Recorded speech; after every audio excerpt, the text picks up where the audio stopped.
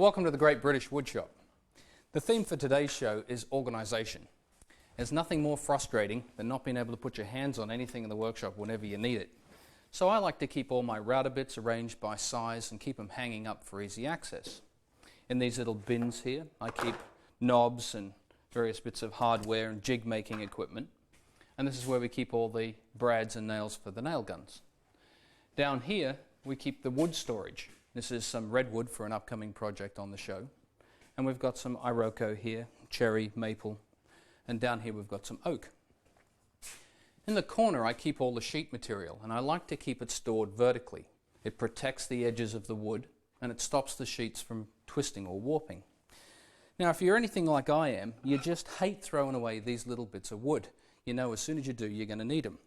So I built these little storage bins which are perfect for storing all the odds and ends. But before we start today's project, we're off to the north of England.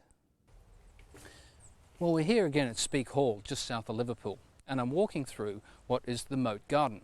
Now, when this moat was full of water, it was also stocked with fish, which they used to eat. Unfortunately, they also used to dump their sewage into this as well.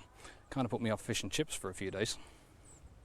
Here in the inner courtyard stand two magnificent yew trees, and they're well over 300 years old. Adam and Eve. Now, yew trees are said to have qualities that would dispel evil spirits, and you often find them in churchyards. The construction on this building is typically Tudor, heavy oak beams with wattle and daub. Now, what's not typical is the hole in the eaves up there. The word eavesdropping is said to have originated here at Speke, and above that hole is a secret chamber where people could sit and listen to the conversations that were going on in the courtyard. And I guess if they didn't like the conversation, you wouldn't get in the front door. Well, this kitchen couldn't be any better organised, and it's got a few gadgets in it as well, like this knife cleaner. Now what you did was slide your knives in these slots after every meal and then turn this handle, and inside there's some sort of leather mechanism that cleans the knives for you. Now I was really surprised to find out that the owners of the property ordered all of this cookware via mail order, and it was in the 1800s, and at the time you could get this personalised, which they did. Now the cook would have had a lot to keep track of, and I'm sure she did that in a ledger, but that would never do in today's kitchen. Well, I call this project the Organiser, and it would look great in any kitchen, but as I'm soon to have two of these, this one's definitely going to stay here in the woodshop. It's built from solid maple. It has some storage shelves either side, and these vertical panels sit in a stopped trench. At the bottom I've put a bullnose front on the edge, and there's a groove here for some pens. And the whiteboard is a great place just to keep notes. This triangular piece at the top is called a pediment, and in the middle of that I've put a clock. Now what makes this project really beautiful, but also presents the biggest challenge, is this cornice detail at the top. Well, every project begins with a plan, and I keep them all in this book. Here's a detail of that cornice. And on this page are all the individual pieces of the project with all their dimensions. And from these plans I draw up a cutting list which indicate all the finished dimensions. For example, the two outside vertical panels will finally be cut at 720 by 150 wide by 19 mil thick. I take this list to the timber yard and they'll give me all the rough stock I need to complete the project. And this is what maple looks like in the rough. That's not particularly attractive, and it's bound to be twisted or cupped in some way or form. It's not unusual also to find splits or cracks at the end, because that's where wood dries out from, and that's why they paint it, to try and slow down that drying out process. On the other side we've got a major defect here. It's a branch that was at some point growing out of this tree. It didn't put me off this piece of wood though, because I've got at least 150 mil that I could harvest out of this side, and I'll be able to get some pieces from either side of the knot. Now once you've milled up this rough stock, it's amazing what beautiful material lies underneath. Well, the top and bottom receive stop trenches for these four vertical panels. And to keep this cabinet square, it's essential that those trenches are perfectly aligned. And here's how I do that. The bottom is longer than the top, so I've centered the top equidistant from either side and clamped it together just to make sure that these boards don't move. Then I've marked out the positions for the trenches. By clamping them together, I can ensure that the trenches are perfectly aligned. The bottom trench gets stopped 35 mil from the front, and the top trench is stopped 15mm from the front. So I've set my combination square to 15mm, and now I can just mark out for those positions. Well, I love power tools and woodworking gadgets of all sorts, but I treat them all with the greatest of respect, and you should too. The only time I ever take off the guard is to show you what I'm actually doing. It's an important safety feature and should otherwise always be left on. Well, the easiest way to set up a router for cutting trenches I've found is to use a template. And to do that, the first thing I did was install a straight edge guide on a piece of scrap wood. Then I took the router and made a cut. Then I measured the distance from the edge of the straight edge guide to the cut, and in this case it's 54mm. Then I took a piece of scrap ply and cut it at 54mm wide, and you'll notice that that sits exactly flush with the cut. Now I can use that template to bring over to the work. Line it up with the line where we want the cut to be made, and then slide the straight edge guide up to it. Lock it in place, and now every cut I make will be accurate. I've installed a 20mm straight cutting bit in the router and set the depth to 10mm. I'll start the cut down this end and run it all the way through until I get to the stop line.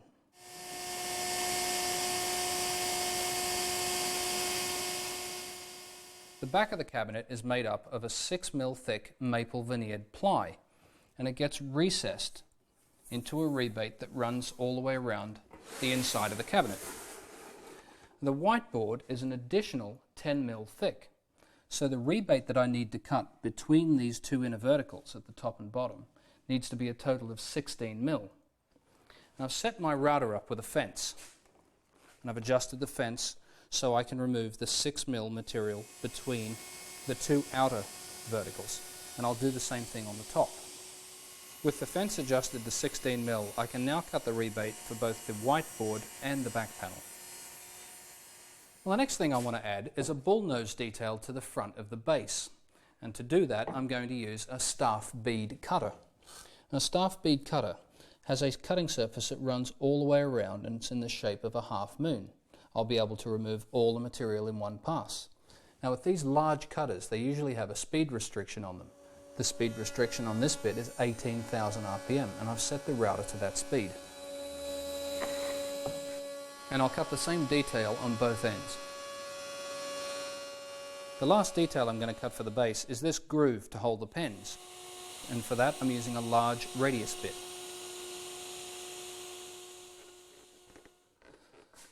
Well, next I'm going to cut the stopped grooves in these vertical panels to receive these shelves.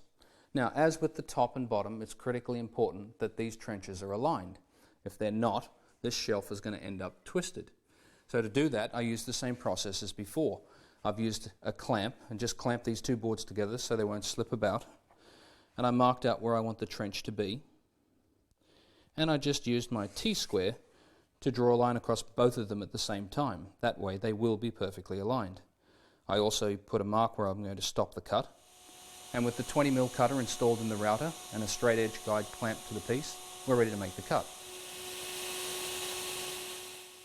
Next I cut a rebate in the two inside vertical panels, and I've put a piece of ply here to show you how the whole piece will be assembled.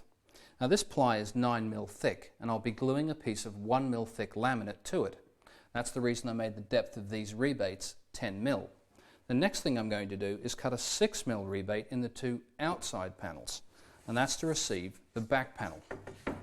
That back panel will slide straight into that recess. It'll lay flat across the entire cabinet, and it'll give me a place to attach the back panel to with some fasteners.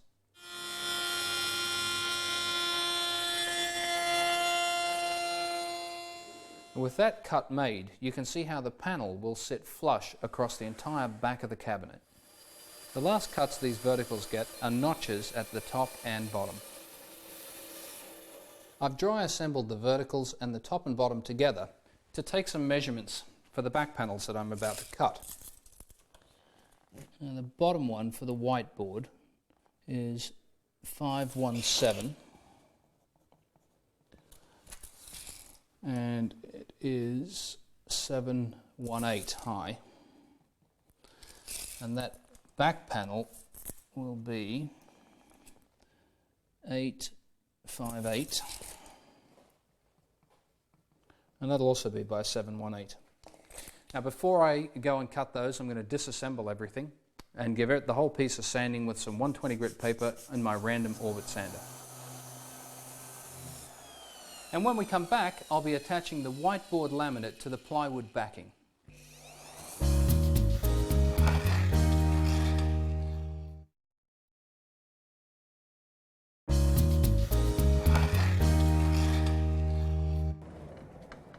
Well, welcome back to the Great British Woodshop. Today's project is called the Organiser. In the first half, we built the top and bottom and the 4 verticals. Now we're going to start making the whiteboard.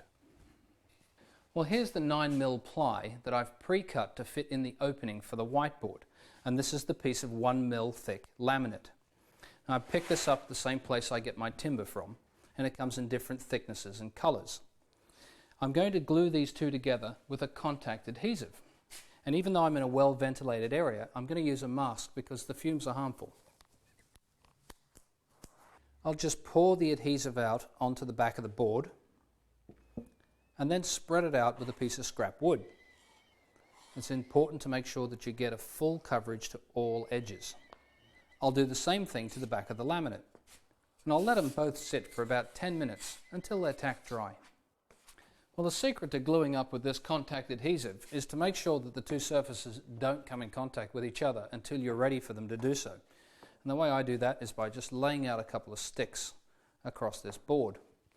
And then I can take as much time as I like in positioning the laminate over the top of the substrate. Now this laminate is cut oversize, so it hangs over on all 4 sides. And once it is in the right place, I can slide the stick out, and I work from the center outwards, and then just use a roller to make sure that it's firmly pressed against the board underneath. And then a bit like wallpaper, just move the stick away and keep working to the outside. Now I'll trim the laminate flush with the plywood underneath using a laminate trimming bit installed in my router. I'm using some yellow wood glue to glue up this project. I'll just spread some out in the trenches, and I'll put some glue on the ends of the verticals as well. And I'm going to slip them together, just one end first. And I'll do the same to the other side.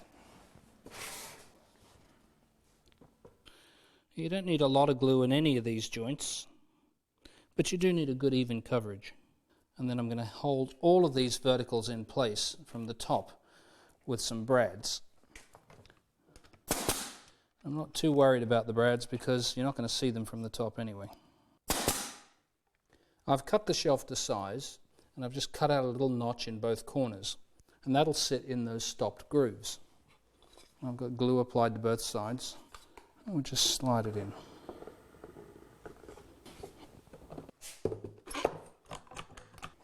Now I'm just getting ready to glue the bottom onto the cabinet.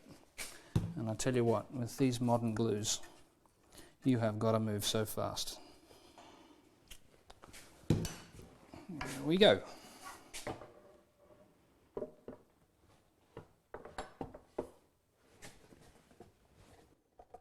I just want to make sure that this sits flush with the back of the cabinet.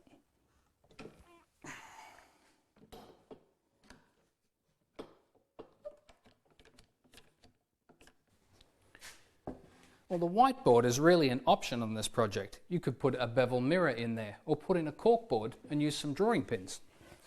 And just set it in the recess. And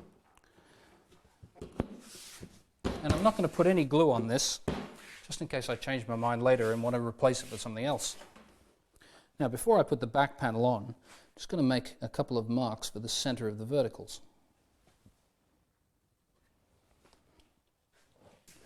And for the same reason, the back panel goes in dry, just in case I want to replace that whiteboard.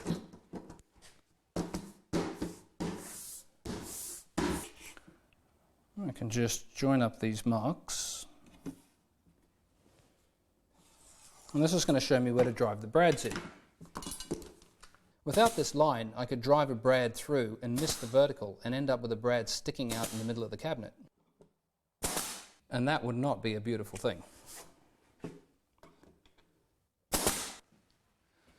Well, with the main part of the cabinet now complete, I'm going to turn my attention to this triangular shaped piece at the top, which is called a pediment. Now this angle here is at 30 degrees. So I've set my sliding miter gauge to that angle, and I've clamped the wood in place because I don't want it moving as I push it through the saw. Now with that stop in place, I can just rotate the board, slide it up against the stop, and I'll get a perfect cut on this side as well.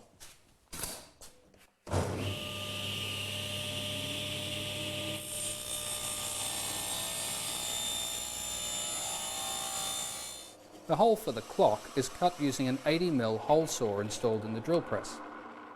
The pediment gets attached to the top of the cabinet with 3 number 20 biscuits. A little glue on the end of the biscuit, and it's into the slot for this one. Now I can slip the two together. Now I'm presented with a little bit of a problem. I can't get a clamp on this edge, because as I tighten it up it's just going to slide down. So the solution I came up with was to stick a little bit of sandpaper and take the offcut that came off the piece when I cut it on the table saw. So just hold that in place, a little fiddly, and clamp that on across there. Well, you might remember at the beginning of the show I said we had a bit of a challenge in this project, and that moment has arrived. It's the cornice moulding, and it's what turns this box into a showpiece. The cornice is made up of 6 individual pieces. Every piece has to be cut exactly to length, and on every joint there's a compound miter. And in order for it to look good, there can't be any gaps in any of the joints. Now, hardwood moulding like this is pretty hard to come by. You can order it at the timber yard and they'll mill it up for you, but it's pretty expensive. As you might have guessed though, I'm going to make ours here in the shop. Well, the stock I'm using for the moulding is 66mm wide and 25mm thick. And I've installed a cornice moulding cutter in the router table. Now these cutters are great because I'll be able to make the entire moulding with one cutter. But because we're removing so much material, I'll do it in 2 passes. Now the moulding leans away from the cabinet at a 30-degree angle. So I've set my saw blade to 30 degrees and I'm just going to remove a little bit of the bottom section of this moulding. And the top and bottom of the moulding need to be parallel to each other, so I'll put a 30-degree bevel on the top of the moulding as well. The next thing I want to do is remove some material from the bottom of the moulding, just the width of the saw blade. And that'll allow me to drop the moulding over the edge of the piece and create a really nice little shadow line detail. Now anytime you're cutting miters on cornice moulding, the secret is to remember to invert the moulding before you make the cut. And I like to think of it as being upside down and the wrong way around. Now over here at the saw, I've installed a temporary fence, and this fence at the back here is just to provide some support for the moulding, because the fence on my saw doesn't go all the way across. And I've clamped another fence down on the front, and that's to allow the bevel that we cut on the bottom of the moulding to sit flat on the bed of the saw. I've set the saw to 45 degrees, and now we can make the first cut. I'm going to cut this next piece at 15 degrees. That's where the pediment meets the cabinet. And it goes in the saw in exactly the same orientation as it sits on top of the cabinet. Now because we've got a little cutout underneath there, it won't sit flat on the bed of the saw. So I've just used a little bit of scrap wood in there to keep it stable while I make the cut. I've swung the saw around to 0 degrees and tilted it to 15 degrees, and now we can make the second cut. With that cut complete, I can now slide the moulding up until it meets the pediment, and then just make a little mark underneath on the intersection where the moulding meets this edge. Now this is the other side of the miter, so it's upside down and wrong way around. Back into the saw. I've now tilted the saw back to 0 and swung it round to 45 degrees to the left hand side. Now we can make the third cut. Well, let's just check and see if these cuts are accurate. I'll slide it up against the pediment. And that first joint's done me proud. That looks pretty good. Now the next piece I'm going to cut is for the moulding that runs up the side of the pediment. And that gets a 15-degree angle to match the one on the other side. Let's just check this next cut. It's up to the pediment. Now we can do the next half. Well, it took me a while to finish the second half, and the last thing I did was to trim the end pieces flush with the back of the cabinet. And now we're ready for some glue up. Now the glue I'm using is a wood moulding glue, and it sets up much faster than the yellow wood glue I used earlier. But that's a good thing, because a very strong initial tack is just what you're looking for with mouldings. It won't take long for it to dry. So let's get that there. And I'm just going to hold it in place with the brad at the back.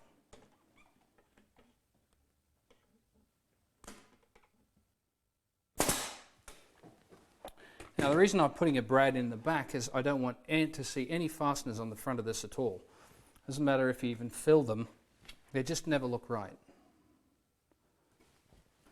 A little bit of glue on the surfaces, and this bit gets slid in.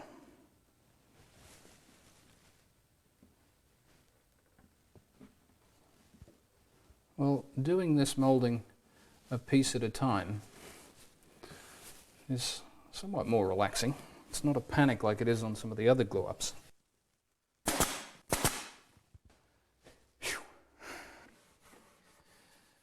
Well, I gave the whole piece a thorough sanding and vacuumed it all off. And I'm just wiping everything down now with a tack cloth. Now these tack cloths are just like a cheesecloth with some sort of impregnated sticky resin in there. And what that does is pick up all the dust that's left on the piece. Otherwise that would spoil the finish. Well, oil is a great finish for maple, and you can either apply it with a brush or with a cloth, like I'm doing here. The secret is to just make sure that you get a good even coverage. Well, I'll let this sit for about 10 minutes, and then I'll wipe up any excess. And then I'll let it dry for about 5 hours before I put on a second coat. Well, now that the oil's dry, you can really see the beautiful detail in that maple. And I put the clock in, and hey, I've even got a place for my CDs as well. Well, this is a great project, and if you take your time on that cornice moulding, it'll turn out just fine. I'm David Free, and I hope to see you soon on the Great British Woodshop.